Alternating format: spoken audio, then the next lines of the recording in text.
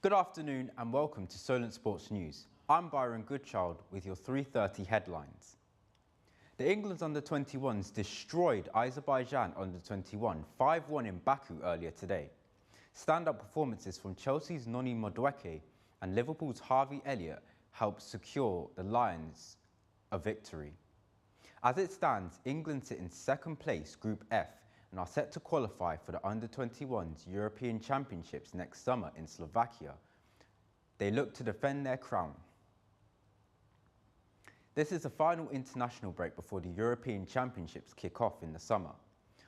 One of the standout fixtures tonight takes place at the Johan Cruyff Arena as the Netherlands host Scotland. The Tartan Army are without a win in 5 matches heading into this friendly match. But despite their recent form, midfielder Billy Gilmour insists there's still a good feel around the camp. Definitely want to get back to winning ways. As you say, five games without a win. Holland are going to be a tough opponent, but I think we're in a good place. Coming back into camp, seeing everyone again, and there's a real good feel about the group. Arsenal forward Bukayo Saka has withdrawn from the England squad due to minor muscle injury. The winger will miss England's friendly against Brazil and Belgium as he continues to deal with the injury. However, 3 Lions have a whole host of attacking options left to choose from. Newly called up Anthony Gordon expresses how exciting this new generation really is. So excited. I mean, why would you not be? Look at the players we have in the team. It literally is so exciting. Playing at such a high level and everyone's doing it consistently. I think you could look all over the pitch and we're just elite in every position, and that's what you want. And especially as a fan base, you get to come and watch that at Wembley all the time. That's what you want. The Labour Party leader has backed criticism for Nike changing the cross of St George. Sir Keir Starmer has called for the US manufacturer Nike to change the cross of St George to its original colours. Starmer also believes the price of the England shirt is too expensive and needs to be reduced. Here's Callum Bates live outside St Mary's Stadium to discuss the change. Thank you, Byron. We are live at St Mary's Stadium.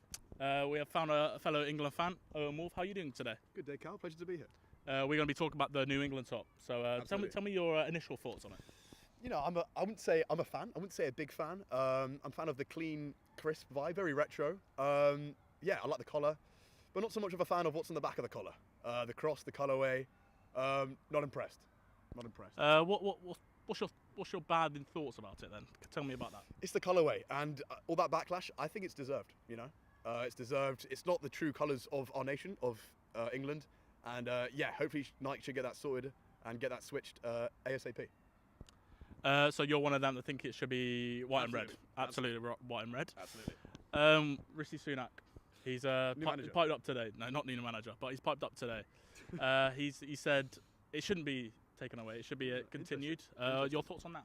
That's very interesting. I guess as Prime Minister of England, he has to say that. You know what I mean? He's got to say that. He's got to support the kit because realistically, it's not getting changed. It's not getting changed. But yeah, I can understand why he said that. Do I agree with it? No. So on about the prices, I looked this morning. 125 for authentic, 85 for a fan made one. So it's still even more for a replica. What are your thoughts on that one? And are you going to buy one? I'm going to pass. I'm going to be on the Chinese websites getting a fake one if I do get one. But for the time being, I'm going to stick with this. Retro does the job. Up 3 lines. Rawr. And to finish it off, how do you think they're going to do at the Euros 2024 in Germany? I'm confident. I'm probably the most confident I've been in recent times. With Belly goal and Kobe Mainoo in the midfield, I reckon we can do it. I reckon Kane up top, I reckon we can do it. None of this guy. He better not be in the team. But yeah, I'm confident. Thank you, Owen. It's been a delightful interview. Thank you. Pleasure, Callum Bates. At St Mary's today, back to you in the studio. Thank you, Callum, who was down at St Mary's. Staying with the home nations, Wales cruised to a 4-1 victory over Finland in their European Championships playoff semi-final game. An early goal from Southampton's David Brooks inside 3 minutes set the team on their way to a convincing win.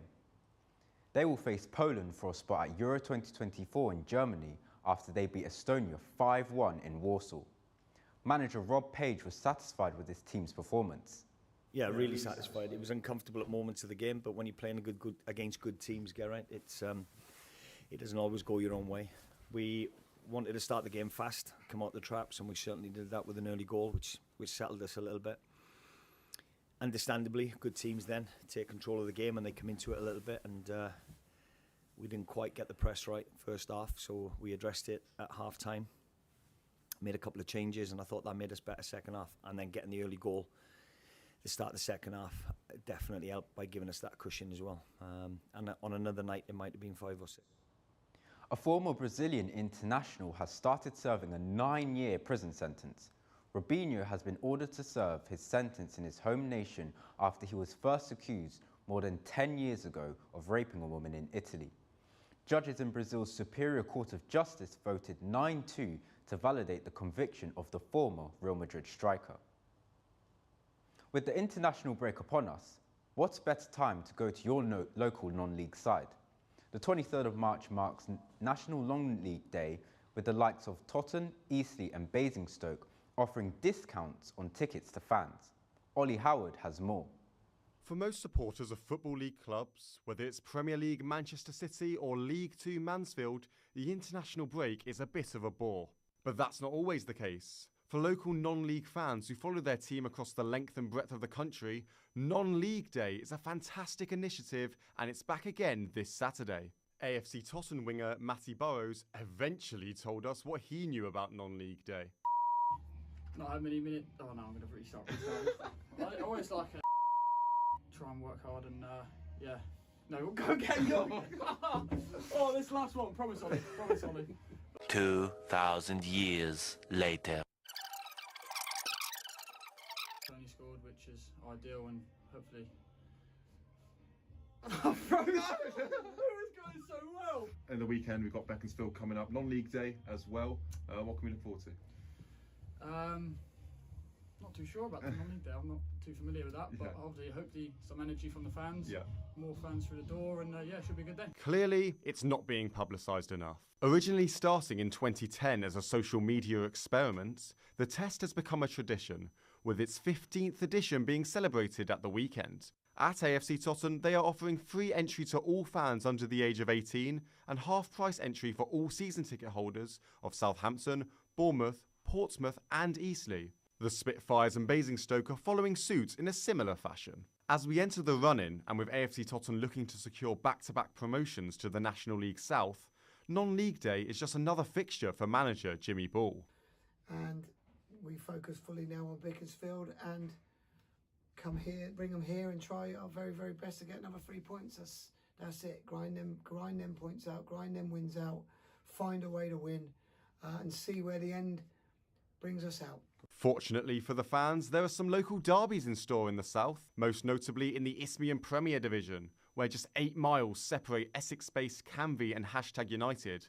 Attendances tend to spike for a couple of weeks after the event, but are prone to dwindling as the season continues. Hopefully this year we'll see a permanent change. Ollie Howard, Solent Sports News. The Indian Premier League is set to get underway today as the Super Kings get ready to take on Royal Challengers at 2:30.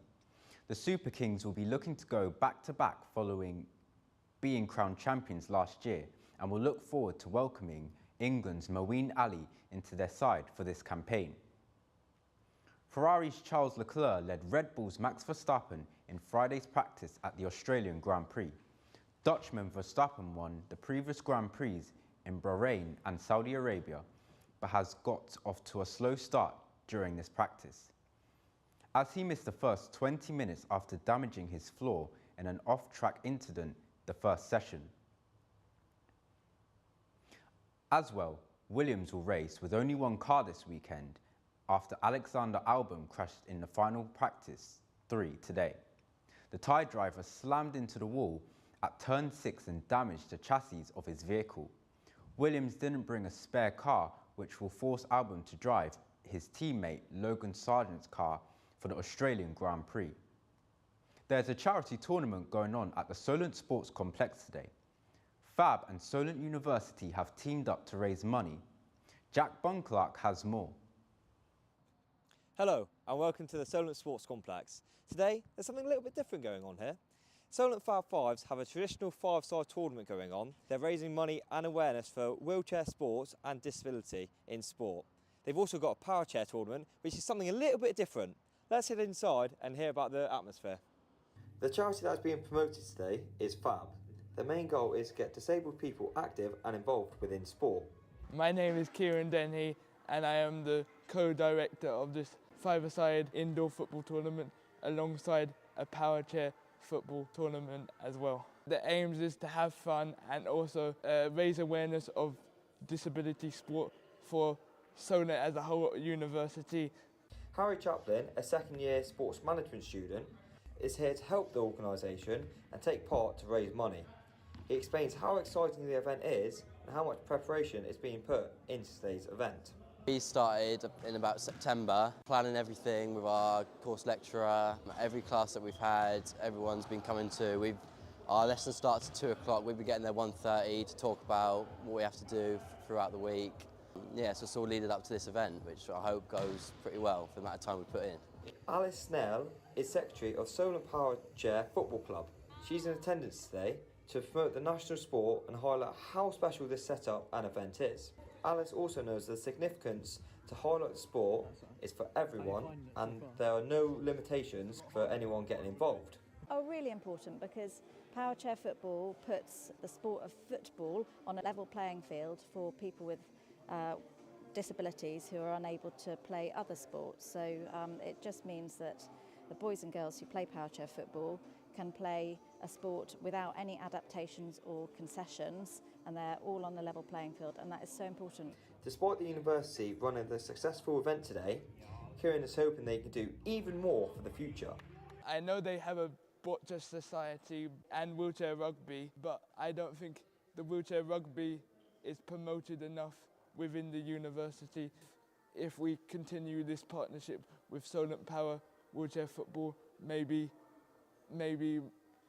in the future we could put a team together. With the event underway and donations piling in, this event looks to be heading towards a great finish. Malaysia has rejected an offer to host the 2026 Commonwealth Games.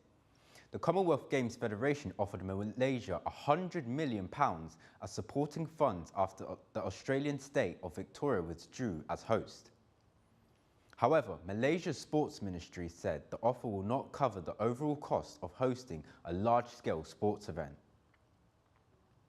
In the Darts Premier League, Luke Humphries continued his stunning form as he secured his third win in 3 weeks. The Englishman defeated Michael Smith 6-2 in Dublin. Humphries is now 7 points clear at the top of the table of the competition as it reaches its halfway point.